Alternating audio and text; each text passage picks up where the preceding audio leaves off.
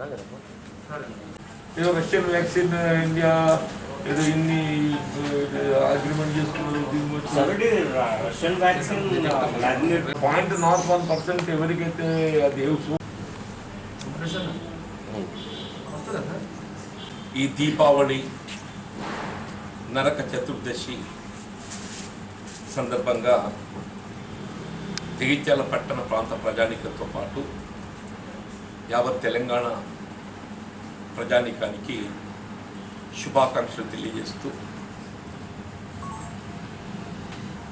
ఇవాళ ఏ corona virus కోవిడ్-19తో భయాందోళనలో ఉన్నటువంటి ఒక సమాజానికి ఈ దీపావళి చరమగీతం పాడి దేశ ప్రగతి జాతీయ ఉత్పత్తి ముందుకు పోవాలని ఆశిస్తుంది.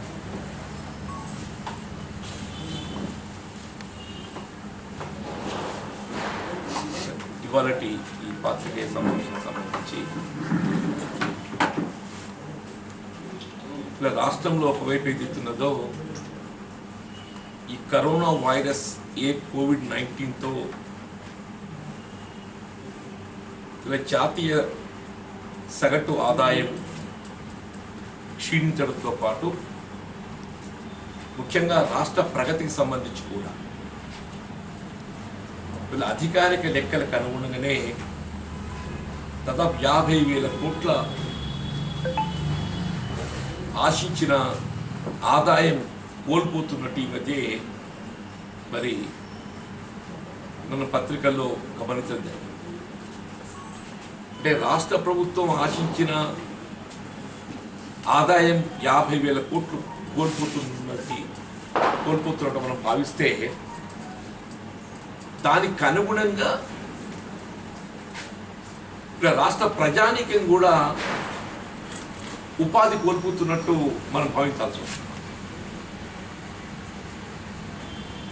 దానికి అనుగుణంగా అంటే ఈ పరిస్థితులలో ఒకవైపు ఏదైతుందో ప్రజానీకం ఉపాధి కోల్పోవడంతో పాటు నూతన ఉపాధి అవకాశాలు పొందలేక ఆర్థికంగా చితికిపోతున్నటువంటి ఒక పరిస్థితులలో ప్రజానీకానికి ప్రభుత్వం ప్రోత్సాహం కలిగించాల్సింది పోయి మరి ఇటు వ్యవసాయ రంగం ఈ అకాల వర్షాలు అతివృష్టితోని మనం తీవ్రంగా పంటలు కోల్పోవడం జరిగింది, దెబ్బతినడం జరిగింది. మరి అటు రైతాంగాన్ని ఆదుకోవడానికి వరకే కానీ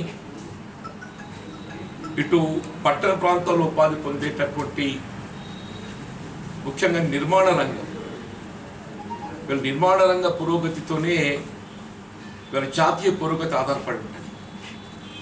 వీళ్ళ నిర్మాణ రంగానికి సంబంధించి మళ్ళీ LRS ల్యాండ్ రెగ్యులేషన్ స్కీమ్ ఏదైతే తెర మీదకి రావడం జరిగిందో దానికి తోడు ఈ రిజిస్ట్రేషన్ ప్రక్రియ నిలిచిపోవడం కూడా for the last 8th September నుండి ఇప్పటి వరకు ఏదైతుందో రిజిస్ట్రేషన్ ప్రక్రియ నిలిచిపోవడంతో అటు గ్రామీణ ప్రాంతానికి సంబంధించే కానీ ముఖ్యంగా ఇటు పట్టణ ప్రాంత నిర్మాణ రంగం ఏదైతుందో పూర్తిగా పురోగతి మరి నిలిచిపోయిందని చెప్పక తప్పదని చెప్పండి. ఇలా రిజిస్ట్రేషన్ ప్రక్రియ నిలిచిపోవడంతో వీళ్ళ ఆస్తుల క్రయ విక్రయాలే కానీ వీళ్ళ కన్స్ట్రక్షన్లో ఏదైతే మార్టిగేజ్తో ఏదైతే ఉందో బ్యాంకుల పురోగతి కూడా ఆధారపడి ఉంటుంది. ఇలా బ్యాంకుల పురోగతి నిలిచిపోయింది. నిర్మాణ రంగంతో పాటుగా విద్యార్థులు మన ఎడ్యుకేషన్ లోన్సే కానీ మొత్తం నిలిచిపోయిందని చెప్పట్టున్నాం. అసలు ఏదో దసరాకు ఆరంభమవుతుందని చెప్పని ప్రభుత్వం పేర్కొన్నది. ఇలా దసరా పోయింది, దీపావళి పోతుంది. ఇంతవరకు స్పష్టంగా అసలు ఏం జరగబోతుందనేది మనం ఊహించే పరిస్థితి లేదని చెప్పండి. వీళ్ళ వ్యవసాయ భూములకు సంబంధించి సరే ధరణి పోర్టల్ ప్రక్రియకు అనుగుణంగా ఏదైతే ధరణి పోర్టల్లో అప్లోడ్ చేయబడినటువంటి ఆస్తులు మాత్రం ఏదైతుందో రిజిస్ట్రేషన్ చేయబడటానికి ఇవాళ ప్రక్రియ ఆరంభింపబడ్డదని చెప్పని మనం గమనిస్తున్నాం. కానీ ఈ రిజిస్ట్రేషన్ ప్రక్రియలో ఇప్పటికీ స్పష్టత లేని అంశాలు ఇవాళ వాస్తవంగా ఏదైతున్నదో ఈ ఆస్తుల బదిలీకి సంబంధించి ఏ సంస్కరణలు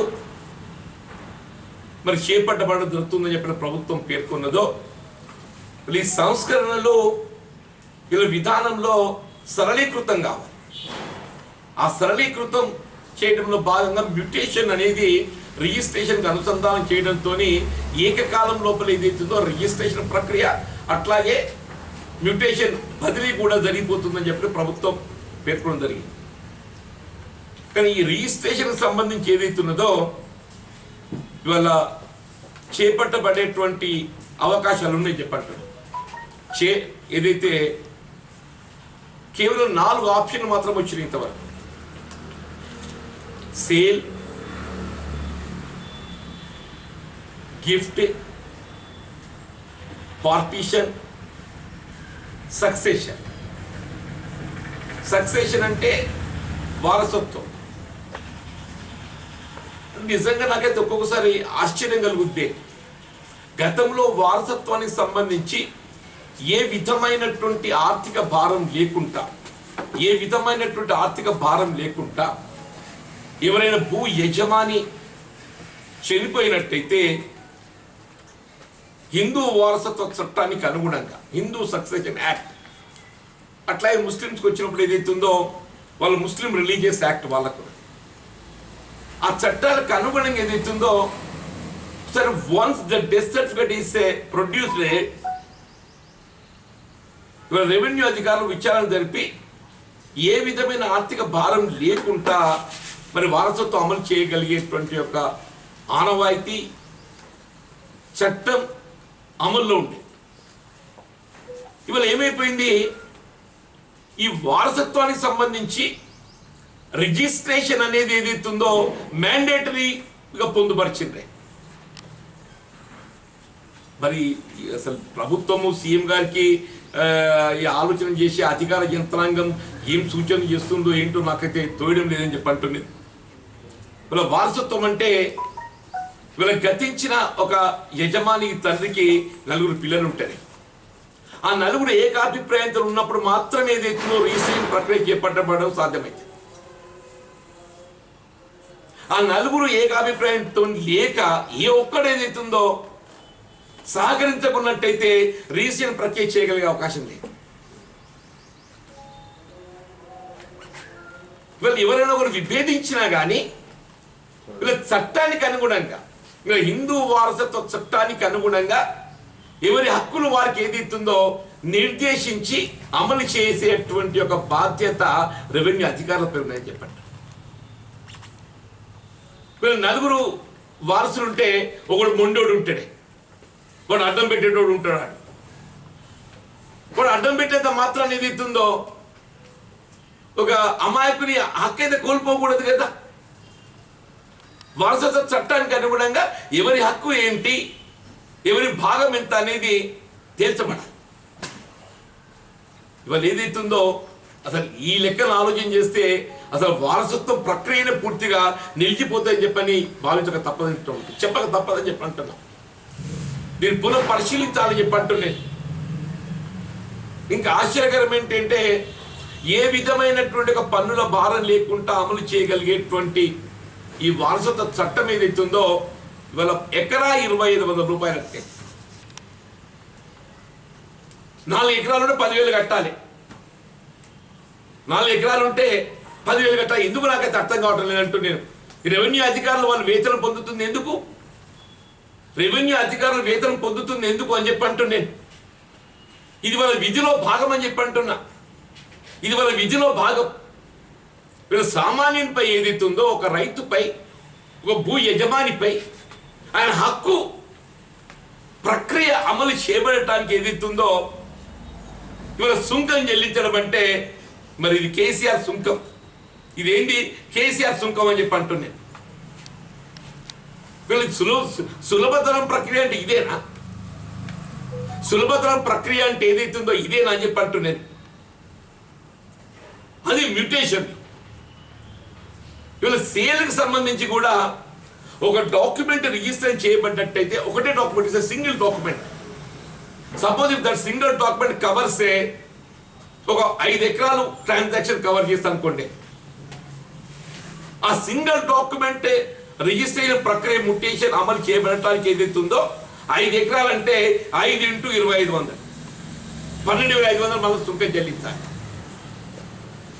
ఇంతవరకు ఏదైతుందో ఎక్కడ కూడా మ్యూటేషన్ ఫీజు లేదు. ఇంతవరకు ఏదైతుందో ఏ విధమైనటువంటి మ్యూటేషన్ సుంకం లేకుండా, మ్యూటేషన్కి ఏదైతుందో ఆర్థిక భారం లేకుండా కేవలం రిజిస్ట్రేషన్ డాక్యుమెంట్ ఏదైతుందో రెవెన్యూ అధికారం ముందు దఖలుపరిచినట్టయితే అది అమలు చేయబడటం జరుగుతుంది. మీరేమంటున్నారు? సులభతరం చేయబడడం జరిగిందని చెప్పి. సులభతరం చేయబడడం అనంటే ఏంటి? కేసీఆర్ సుంకం. కేసీఆర్ సుంకం ఎకరా 2,500 రూపాయలు కేసీఆర్ సుంకం అమలు చేయబడదు ఒకటే document. If that covers 4 acres 5 acres 10 acres ఎంతైనా కానివ్వండి, ఒక డాక్యుమెంట్ అమలు చేయడానికి ఏదైతే ఉందో అందులో పొందుపరచబడినటువంటి ఒక ట్రాన్సాక్షన్ విలువను బట్టి మళ్ళీ స్టాంప్ డ్యూటీ కట్టినట్టు కట్టాలి. It's nothing but stamp duty కట్టినట్టు కట్టాలి అని చెప్పి అంటున్నాను. పార్టీషన్ ఇచ్చామని చెప్పి అంటూ there is no family settlement. Family settlement is different from partition. Family settlement లోపల ఏదైతుందో ఒకరు హక్కు కూడా పూర్తిగా కోల్పోతుంది. Can give up. ఇప్పుడు ఫ్యామిలీ సెటిల్మెంట్కి ఏదైతుందో ఏ విధమైనటువంటి ఆప్షన్ లేదు అని చెప్పంట. ఫ్యామిలీ సెటిల్మెంట్ గిఫ్ట్ ఆప్షన్ ఇచ్చిండు. Gift is only within the family members ఇచ్చిండు. Gift only within the family members ఇచ్చిండు. ఇవాళ ఒకటి ఏదైతుందో ఆయన కుటుంబ సభ్యులు దూరం అవుతారు. అతను ఏమనుకుంటాడు? చారిటీ, ఒక సేవా సంస్థకు దానం చేయదలుచుకుంటాడే. వీళ్ళ గిఫ్ట్ అనేది విత్ ఇన్ ది ఫ్యామిలీలోనే గిఫ్ట్ చేయాలని ఎక్కడ ఆంక్ష లేదు. It can gifted to anybody at the choice of the that owner. కుటుంబ సభ్యులు ఏదైతుందో దూరం అయినప్పుడు ఒక చారిటబుల్ ఇన్స్టిట్యూషన్కి ఇస్తాడు సేవ తత్పరతతో. There is no such option. ఇక్కడ కుటుంబ సభ్యులు దూరం అయినప్పుడు ఏదైతుందో ఒకరు సేవ చేయడానికి ముందుకు వస్తాడు. నాతో ఒకరు ఏదైతుందో నాకు రక్త సంబంధికుడు కాకున్నప్పటికీ కూడా నా పైన అభిమానంతో ఏదైతుందో నా సేవ చేస్తున్న చివరి క్షణాలలో. Suppose if I want to gift any property of my, నేను చేయడానికి వీల్లేదు. అంటే ఇదంతా so confusion. There is no power of attorney. General power of attorney ఉంటుంది లేదని. There is no option for ఇట్లా రైట్. చెప్పిన అన్ని కూడా నేను కొన్ని అందులో ఉండేటువంటి ఒక ల్యాప్సెస్ నేను చెప్పింది. ఇవాళ నిజంగానే మీరు సరళీకృతం చేయాలి, మెరుగైన ఒక విధానాన్ని అవలంబింప చేయాలని చెప్పి భావిస్తే, ఇవాళ నేను ఫర్ ఎగ్జాంపుల్ చెప్పింది రిజిస్ట్రేషన్ ప్రక్రియ లోపల ఏ విధమైనటువంటి ట్రాన్సాక్షన్స్ చేయగలిసినటువంటి ఒక ఆవశ్యకత ఉన్నదో సిపిసి, సివిల్ ప్రొసీజర్ కోడ్ ఉంది, రిజిస్ట్రేషన్ యాక్ట్ ఉంది. రిజిస్ట్రేషన్ యాక్ట్ లోపల ఏ డాక్యుమెంట్లు చేయడానికి అవకాశం ఉన్నదో అవన్నీ కూడా పరిశీలించాలి. ఇవాళ ఇంతవరకు ఏదైతుందో అమల్లో ఉన్నటువంటి రిజిస్ట్రేషన్ యాక్ట్ లోపల మనం ఏ డాక్యుమెంట్ ఎగ్జిక్యూట్ చేయడానికి అవకాశం ఉన్నదో అవన్నీ కూడా పరిశీలించి ఆ డాక్యుమెంట్స్ అన్నిటికీ నువ్వు ఆప్షన్ ఇవ్వాలి. ఏ విధంగా పరిశీలన లేదు, ఆప్షన్ లేదని చెప్పి అంటున్నాను నేను.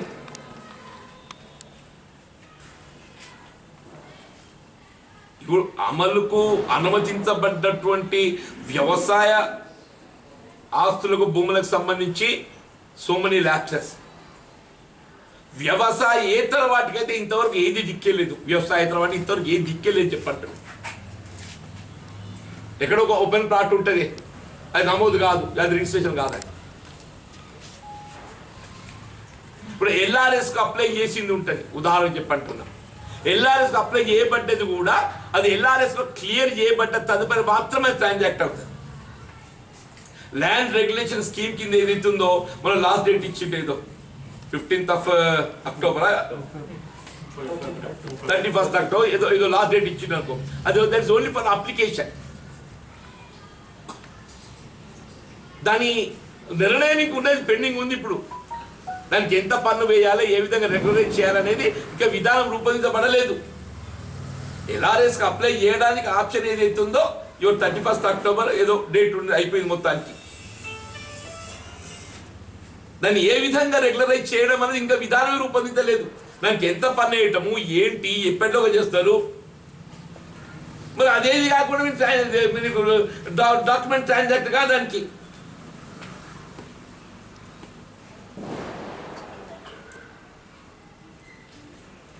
ఇవన్నీ కూడా ఏదైతుంది ప్రక్రియ అంతా కేవలం ప్రభుత్వ అనాలోచిత విధానం, ఏకపక్ష ధోరణి చెప్పంటున్నాను. ఇవన్నింటికి సీఎం గారు నైతిక బాధ్యత వహిస్తారని చెప్పంటు. ముఖ్యంగా గతంలో లేనటువంటి యొక్క ఏ విధమైన ఆర్థిక భారం అదనంగా మీరు మోపడానికి ఏదైతే ఉందో ఇది అనైతికం. మరి ఏదైతే కేసీఆర్ సుంకం నువ్వు విధించదలుచుకున్నావో ఈ తరుణం లోపల ఏదైతే ఉందో ఇది అనైతికం, దాన్ని ఉపసంహరించుకో చెప్పండి. మ్యూటేషన్ ఫీస్ అనేది ఇది అదనంగా భారం మోపడం అనేది ఇది అనైతికం.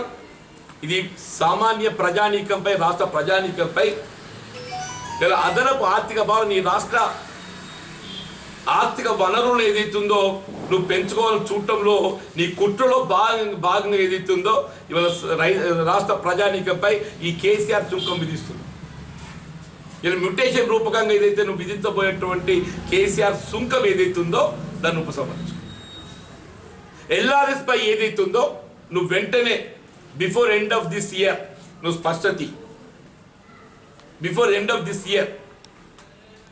స్పష్టత అర్బన్ ప్రాపర్టీ సంబంధించి ట్రాన్సాక్షన్ తక్షణమే ఆరంభించే. గతంలో ఏ విధంగా అమలు చేయబడ్డదో నువ్వు ధరణి పోర్టల్లో నమోదు చేయబడలేనటువంటి ఆస్తులకు కూడా ఈ ధరణి పోర్టల్ నమోదుకి ఏదైతుందో అనుమతి ఎప్పటికప్పుడు ఇస్తూ it's not be closed, it must be నీకు సబ్ రిజిస్ట్రేషన్ ఆఫీస్ లోపలనే నమోదు చేసుకోవడానికి ఆప్షన్ ఇచ్చి దాని రిజిస్ట్రేషన్ అనుమతించాలి. ఇవాళ ఇంతవరకు రిజిస్ట్రేషన్ ప్రక్రియలో భాగంగా డాక్యుమెంట్స్ రిజిస్ట్రేషన్ చేయగలిగే అవకాశం ఉన్నటువంటి యొక్క అన్ని ట్రాన్సాక్షన్స్ను నువ్వు ఆప్షన్ ఇవ్వాలి. అంటే సచ్ యాజ్ ఫ్యామిలీ సెటిల్మెంట్ ఇప్పుడు నేను పేర్కొంటే కదా లేని ఆప్షన్ చెప్తే కదా నీకు నేను అవన్నీ కూడా ఏదైతుందో power of attorney, family settlement, gift at the option of the donor, and development agreement లేదు. ఇప్పుడు ఇదంటూ ఏదైతుందో డెవలప్మెంట్ అగ్రిమెంట్ ఉండే, మార్టిగేజ్ ఉండే, ఇవన్నీ కూడా ఏదైతుందో ఆప్షన్సే రిజిస్ట్రేషన్ ప్రక్రియ లోపల అమల్లో ఉన్నటువంటి ఒక ట్రాన్సాక్ట్ చేయగలిగే అవకాశం ఉన్నటువంటి అన్ని మీరు ఆప్షన్స్ ఇవ్వాలి. తక్షణమే ప్రక్రియ ఆరంభింప చేయాలని చెప్పని డిమాండ్ చేస్తాం. Democratic party, it's not TRS party, or it's not TDP party, it's a democratic party. సాధారణంగా అధ్యక్షుల మార్పులు చేర్పులే సహజమని, కాబట్టి అందులో భాగంగా భావిస్తుండొచ్చు. సీనియర్ లీడర్గా మీరు సంతృప్తి ఉన్నారా పిసిసి చీఫ్ విషయం? ఇప్పుడు ఒకరి సంతృప్తికి సంబంధించింది కాదు, result is not satisfactory definitely. Result సంతృప్తికరంగా ఉంటుందని చెప్పి మోదీ వీల్లేదు. కానీ ఈ తీర్పుకు ఒక్కరినే బాధ్యుడు చేయడం కూడా సమంజసం కాదు. తీర్పు సంతృప్తికరంగా లేదు. ఈ తీర్పు ఒక్కరినే బాధ్యుడు చేయడం కూడా సమంజసం కాదు. బీజేపీ మాత్రం ప్రత్యామ్నాయం అనుకుంటుంది టీఆర్ఎస్ కాంగ్రెస్ ఇప్పుడు నాకు సుదీర్ఘ ప్రజా జీవితం అనుభవం ఉంది. చెప్పండి, దుబ్బాకలో నేను అందరికీ దుబ్బాకలో క్షేత్రస్థాయిలో పర్యటించాను. అక్కడ ఓటర్ ఏదైతుందో ఒక ఖచ్చితమైన అభిప్రాయానికి వచ్చిన టీఆర్ఎస్ ఓడించాలని చెప్పారు. ఆ ఖచ్చితమైన అభిప్రాయం లోపల ఏదైతుందో they doesn't want the vote should be split. ఏ విధంగా నిజామాబాద్ పార్లమెంట్ నియోజకవర్గానికి సంబంధించి టీఆర్ఎస్ అభ్యర్థిని భావనకు ఓటర్ వచ్చిండో ఆ ఓటు చీలిపోకుండా ఉండడానికి కొరకు ఏదైతుందో అందరు ఏకపక్షంగా ఒక పార్టీకి అండగా నిలబడి దుబ్బాకలో కూడా సిమిలర్ గా అదే జరిగింది. అది బీజేపీకి ఎందుకు పోయింది, కాంగ్రెస్ ఎందుకు రాలని చెప్పి మీరు అడగచ్చు. అది కూడా నేను చెప్తాను, ఇక్కడ చెప్తా అక్కడ చెప్తాను. నేను దుబ్బాకలో ఏమైపోయింది, రామలింగారెడ్డి గారు చనిపోయిన వెనువెంటనే రఘునందన్ రావు ఏదైతుందో అప్పటికి 3 పర్యాయాలు ఓడిపోయింది. 2 సార్లు అసెంబ్లీ ఓడిపోయింది, ఒకసారి పార్లమెంట్ ఓడిపోయింది. ఇమీడియట్ గా ఆయన క్యాండిడేట్ గా ఐడెంటిఫై అయిపోయాడు. అయిపోయి ఏం చేసాడు, right from the day next day Ramalinga Reddy death ఆయన తిరుగుడు ఆరంభించింది. కాంగ్రెస్ పార్టీకి స్పష్టత లేకపోవడానికి కారణం ఏంటంటే ఆ దుబ్బాక నియోజకవర్గంలో కాంగ్రెస్ పార్టీ సంస్థాగతంగా బలహీనం. ఓపెన్ ఫ్యాక్ట్, అక్కడ సంస్థాగతంగా కాంగ్రెస్ పార్టీ బలహీనంగా ఉన్నది. మేము ఎప్పుడు ఏదైతుందో ఒకే అభ్యర్థి కాకుండా ఎన్నికకు అభ్యర్థి రావడంతో అది ఎవరు కూడా నిలకడ ఉండలేకపోతున్నాం. ఒక విధంగా చెప్పాలంటే శ్రీనివాస్ రెడ్డి వచ్చేంత వరకు మాకు డెఫినెట్ ఒక క్యాండిడేట్ లేదు. శ్రీనివాస్ రెడ్డి ఒక 2 మాసాల ముందు వచ్చి ఉంటున్నట్టయితే ఇంకొంత మెరుగు, అప్పుడు ఓటు ఏదైతుందో తలా 40,000 వస్తుంది. దాని తగ్గట్టు బీజేపీ ట్రిక్స్ కూడా ప్లే చేసింది. సిద్దిపేటలో ఏదైతుందో వాళ్ళ ఎన్నికల డబ్బు దొరికితే ఏదైతుందో దాన్ని దొంగ అన్నట్టు ఏదైతుందో అరిచి దాన్ని వాళ్ళు సానుభూతి మంచుకునే ప్రయత్నం చేసి అన్నిటి ముఖ్యం అనైతికం ఏదైతున్నదో అది last day the day of polling ఏదైతున్నదో కాంగ్రెస్ పార్టీ టీఆర్ఎస్ చేరిపోతున్నాడు అనేటువంటి ఒక స్క్రోలింగ్ ఏదైతుందో తప్పుడు వార్త దాని ప్రచారం తేవడంతో వాళ్ళ ఓటర్ కంటే ఎక్కువ కాంగ్రెస్ క్యాడర్ల కన్ఫ్యూజన్ వచ్చింది. ఆ 1-2 అవర్స్ ఏదైతుందో గ్రామ స్థాయిలో ఎక్కడైతే పోల్ మేనేజ్మెంట్ చేసే కాంగ్రెస్ క్యాడర్లో కన్ఫ్యూజన్ వచ్చింది. బట్ అల్టిమేట్గా ఇదంతా ఏదైతున్నదో టీఆర్ఎస్ ఓటమికి దోహదపడ్డాయి. అక్కడ ఏదైతుందో జరిగింది టీఆర్ఎస్ ఓటమి. బీజేపీ గెలుపుగా మనం భావించిన దానికంటే ఎక్కువ టీఆర్ఎస్ ఓటమికి దాన్ని మనం పరిగణలోకి తీసుకోవాలి. ఇప్పుడు అర్బన్ ఉందో ఒకలా ఉంటాయి, రూరల్ లా ఒకలా ఉంటుంది, ఒక ప్రాంతం ఒకలా ఉంటుంది. ఇట్స్ డిఫరెంట్ ఉంటాయి. చెప్పండి, అంటే ఓవరాల్ ఏదైతే ఉందో కాంగ్రెస్ పార్టీ ప్రత్యామ్నాయం, ఓవరాల్ గా కాంగ్రెస్ పార్టీ ప్రత్యామ్నాయం. ఇవాళ ఏదైతుందో ఈ టిఆర్ఎస్ బీజేపీ అనేది ఏదైతుందో వాళ్ళు ఈ ప్రత్యర్థులు వీళ్ళు ఎప్పుడు కొట్లాడుకుంటారు, ఎప్పుడు కలుస్తారు కూడా ఎవరు తెలియదు చెప్పంటుండే. వీళ్ళు ఎప్పుడు దినంలో కొట్లాడుకుంటారు, రాత్రి కలుస్తారు. టిఆర్ఎస్ బీజేపీ ఏదైతుందో దినంలో కొట్లాడుకుంటారు, రాత్రి కలుస్తారు.